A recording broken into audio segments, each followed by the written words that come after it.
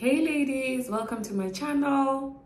If you're new here, my name is Miss Linda and I'm a feminine energy mentor for successful wives, and I help them get back love from their marriage using one conversation. So it's been a while since I posted a video, and today I was like, no, let me react to Jeezy Divorcing Jeanie Mai. Now, I've been married for 11 years, and if you're new to this channel, I almost got divorced last year. We were separated for 6 months, but we were able to come back together, and we just celebrated our 11th year anniversary. And in fact, I was telling hubby I would not even want my honeymoon phase kind of relationship. What we have right now feels so grounded, so playful, so much fun. And when I saw everyone talking about Jeezy divorcing Jeanie Mai, I was like, I do have something to contribute to this conversation. So here are some 3 or 4 things that I see as lessons, especially if you're a wife, if you've been married for 7, 8 or so years and you're feeling like you are about to leave this marriage. Here are some insights. And I also do work with private clients, and I see these as themes from my own experience, as well as also from working with my clients privately. So yeah, let's dive right in. So the first thing I see is the issue with the past always having an influence on people's presence. So if you look at Jeezy, he has a couple of baby mamas. If you look at Jeanie Mai, she also went through a divorce. And we really underestimate just how much our past can impact our future, especially if we do not take the time to learn and grow from our past experiences. They've both experienced their own fair share of drama and trauma from what I've read when it comes to past love. And of course, that also carries quite a bit of weight when you are moving on. And I see this also with my clients. I've worked with clients who are in their second marriages, and some of them, as we go through some of the reflection exercise, we work together, they don't really realize just how much they carry a lot of pain from their first relationship onto the second relationship, a lot of reactions and fears into their next relationship. So take, for instance, there's one client of mine, we were working through this, and she's actually thinking of leaving her second marriage. And as we were working through it, we realized that she seems to have a tendency of just not speaking up. So she is the kind who gives. And even when she's hurt, maybe the hubby promised to do something for her and he doesn't do it, she just keeps quiet. And why am I referencing this client and some of the behaviors I've seen even with myself with reference to Jeanie and Jeezy, is that we don't realize just how sometimes our set patterns are. That's why even when I was separated, I did not want to rush to get into another relationship. I didn't want to rush to start dating again or to rush to get a divorce, because I kept asking myself, Linda, so maybe let's say you want to leave your first marriage, so then what? What will you do differently even if you are to meet a new man? And it even made me think about some of the statistics. They say first marriages, and don't quote me here, but on average, 47% of first marriages end up in divorce, 53% or so of second marriages end up in divorce, 67% of third marriages end up divorce. And what that shows is, yes, you might change a person, but it becomes easier to leave the next person who you are with. And this is the thing. A 2-year marriage is truly a fresh marriage. If you really truly think about it, 2 years is quite fresh. However, if you have a pattern of always leaving for whatever reason, and there are some things that cannot be excused, like violence, like addiction, maybe, you know, financial abuse. Some things cannot be excused. However, the fact that it's so easy to wake up and leave a second marriage and you have had a past of broken relationships, that to me is something, if I were in Jeannie's shoes, and I really feel for her, because I think about her daughter. Even when I was separated, thinking I was gonna get a divorce, I used to think about my son and my heart would break. Yes, I knew I didn't want to stay in a crazy marriage where we were just bored, we were drifting apart, communication was crazy, like we just felt like we were not on the same page. I did not want to persevere in that marriage for the sake of our child, but deep down, I used to feel so scared because I didn't want to model a crazy marriage for my child. So yes, the lesson there, pay attention to not only your man's past, but also to your past. And many times we don't realize we are crazy. Sometimes my hubby would tell me like, oh my goodness, you're too much. I can never please you. But many times we will come and defend ourselves because we are thinking, even you did not do this. So instead of taking our men's comments as feedback, we usually take it so personally and we push against that and then decide there's nothing wrong with you, then you move on to the next. And it was also until I sat with my mentors and did quite a bit of inner work that I got to realize that, you know what, Linda, the way you've been showing up in your marriage is not just as a result of this man, but you do have your own insecurities and fears. One of my deepest fears was that I'd end up trapped in a loveless marriage forever.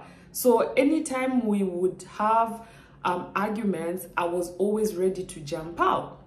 Okay, so for me, when I look at Jeezy and Jeannie with their past, honestly, I feel it does play a role. And it even got me thinking about this. Babe, I know we got separated at the same time. And she was 100% sure she was getting divorced. So she immediately started dating. And I remember I'd ask her, and every time she'd be like, Linda, you're not yet dating. I'm like, no, let me just give myself time, because I know once I'm ready to close one chapter and make peace with it, that's when I will move to a whole new chapter. Okay. So long story short, it's been a year and a half. And I remember asking her, babe, are you sure you've picked the right man? Are you sure you're not bringing a lot of pain and drama into your new marriage? Long story short, she now has a baby, but the man is not there. Yeah? So your past, don't get stuck there, but take some time. And that's where therapy, if you want. For me, I worked with mentors. Get a coach. Get someone to help you see where your blind spots are, so that as much as humanly possible, you take those as lessons and move on. The second thing that really stood out for me in this divorce of Jeannie and Jeezy is communication. And I read somewhere where Jeannie was saying she was so angry and she was such a yeller. And that one hit home. It really hit home, because one of the biggest things I struggled with in my marriage was learning how to express myself. To me, I was the yeller kind. And within that yelling was a lot of controlling energy. It's because I used to feel that my way was the best way, and therefore I would not open up my mind to knowing that my hubby can still do the same thing, but in a different way, in his own way. So within that controlling energy, I was always yelling. And in fact, that was one of the biggest things my hubby told me, was like, babe, this yelling has to stop. And I saw it with Jeannie, with her yelling. That thing cannot work. So what that means is communication would be another major thing for her to look into, and even you to look into, if you're feeling like, oh my goodness, things are not working. Because within that yelling, even if you wanted your hubby to buy green grapes or whatever, and then he comes back, maybe he's forgotten, and then immediately you want to go like, oh my goodness, here you are again, you are always forgetting, you never think about me, you spiral out of control, then you start yelling, and it now blows into a whole big fight. Meanwhile, within that yelling is not realizing that you can actually learn to express your needs in a healthy, respectful way. And even within that yelling, there's a desire. There is something you want.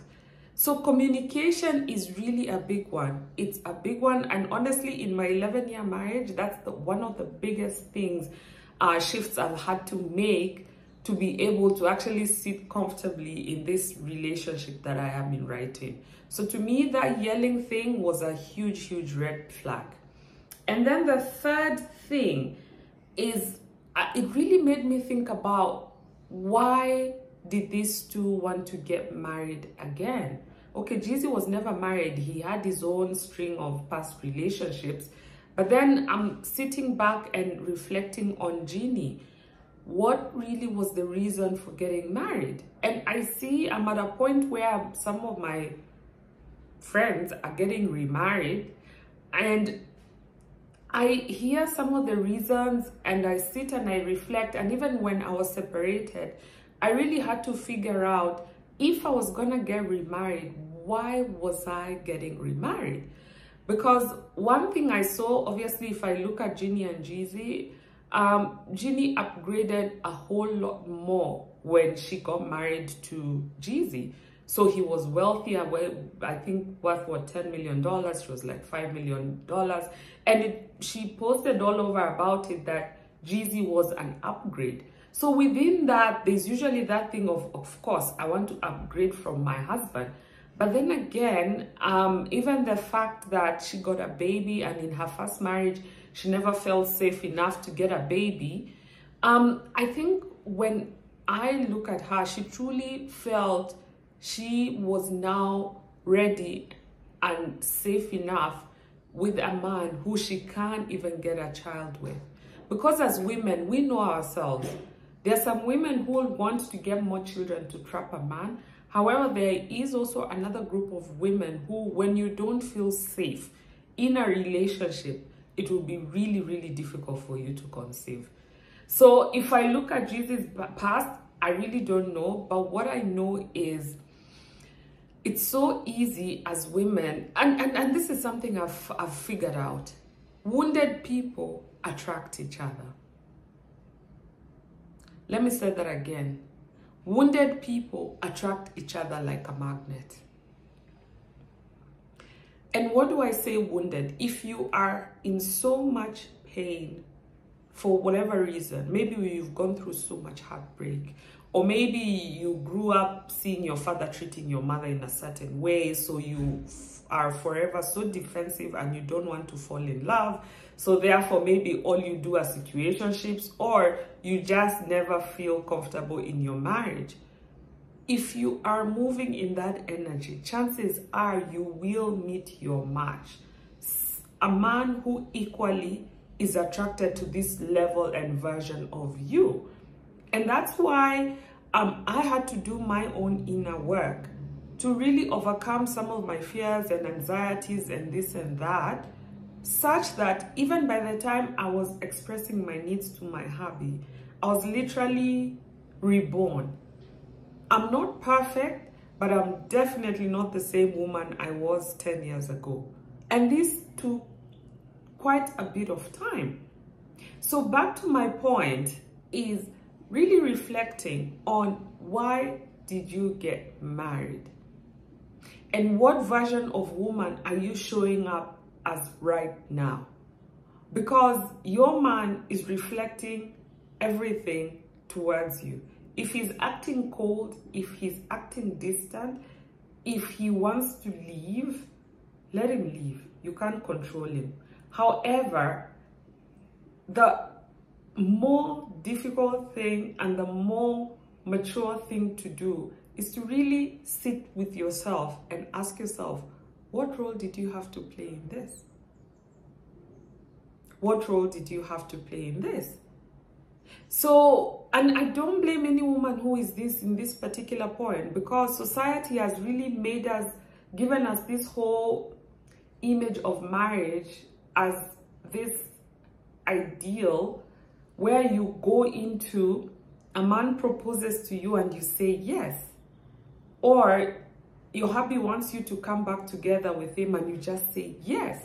Why? Because you are scared of being lonely, or you don't want society to judge you as a single mom, or you just are feeling insecure, or maybe you just want someone to pay all your bills. And it really comes down to you knowing who you are as a woman, flaws and all, what you want and why you want to be in this marriage. Because if you understand yourself that way, you will have values. You will have core values, and you will not let emotions just push you through. And I can speak like this because even by the time we were having our relationship talk with hubby, I had my set of values for myself. And I knew the kind of man I desired, and I knew the kind of woman I was becoming. And I really had to reflect and take time back and think about, are we in alignment? Everybody has a past. So how much time did maybe Jeannie take to spend to really just find out what is this in Jeezy's past? How come there have been so many women before? And obviously, you could be the game changer, yeah? Because we've known men who've moved from woman to woman, or they've left their wives. Maybe they were broke, or maybe they were not so ambitious. Then you leave your wife, then you go and you find this man. Then 2 years later, oh my goodness, you go from driving no car to driving a Range Rover. We've known men who've moved like that. And that's because he met his game changer wife. Okay, so that's the other thing. Really, at every point, ask yourself, why are you in this marriage? And wherever it is that you're going, is the current relationship you are in aligned with you as a woman and your values? Okay, so for me, those were the insights that I got from just this whole drama that's unfolding. And I'd love to know, what is your take? Because one other thing I've seen, Jeezy is so clear he's not gonna go back. And this is the most incredible thing. Yeah, so sometimes people change their minds, but given his history, if he says he's not going to go back, he's absolutely not gonna go back. So as painful as it is, I think if I were in Jeannie's shoes, this would be a perfect time to really just take time to work on you and change yourself inside out. Painful as it is, because I can only imagine the pain she is in. Only to wait so long to bring a child into this world, and then 2 years later, the picture perfect family she thought she had is not there anymore. So if you feel you're contemplating divorce, I work with ladies and I help them get really clear and express themselves and fix their relationships with one talk. I've done it for myself. I've helped other women, and that's because I've realized love is a skill. Romance is a skill. And most of us very ambitious, successful women, we are so strong and overdeveloped when it comes to our masculine energy. However, our feminine energy is an area for us to really cultivate and put us in a place of peace, ease, self-love, such that you are able to really tap into who you are and sit on the pedestal like the goddess that you are. Okay, so let me know in the comments what your thoughts are. Bye.